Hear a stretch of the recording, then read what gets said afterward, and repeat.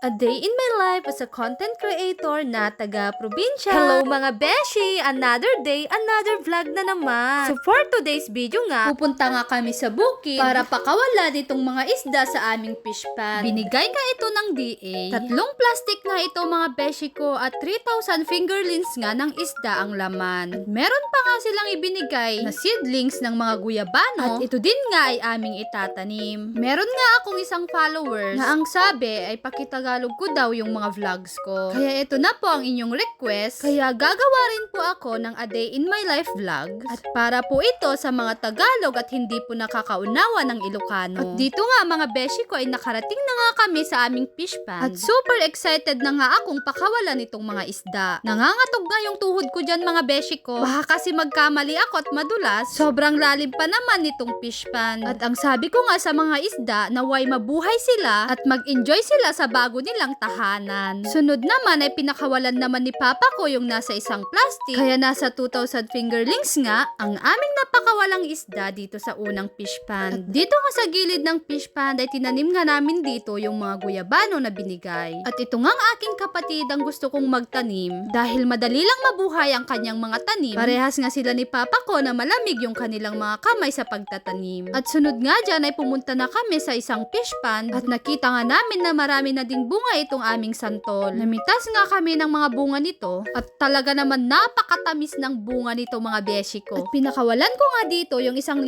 fingerlings ng isda. Naway mag-enjoy sila dito sa kanilang bagong tahanan. Umaambon na nga dyan mga beshi ko kaya sumilong nga muna kami dito sa may balete. Napakaganda nga nung bato mga beshi ko dahil pinalibutan nga ito ng balete. Maganda nga dito kapag may kubo dahil malapit lang ito sa may fish pan. At humahabol nga yung mga punla ni Papa ko mga beshi ko dahil malapit na yung kanyang patanim. Buti na lang at nakikisama itong mga punla. O siya, hanggang dito na lang muna. Salamat sa panunood mga beshi ko.